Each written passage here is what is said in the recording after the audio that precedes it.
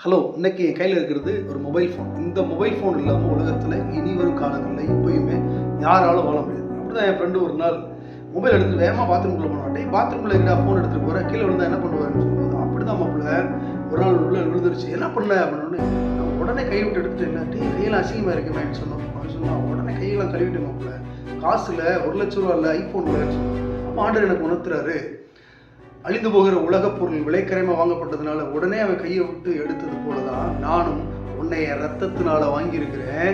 நீ எங்கே விழுந்தாலும், எப்பேற்பட்ட பாவத்தில் விழுந்தாலும் உன்னை விடுவதற்கு எனக்கு மனசு இல்லை, உன்னை உடனே தூக்கி எடுப்பேன்னு சொல்லுவேன். அதனால பார்த்து கொண்டிருக்கிற நீங்கள் இந்த நாட்களில் கர்த்தர் உங்களை நேரப்பட்ட ரத்தத்தினால் மீட்டெடுத்திருக்கிறாரு.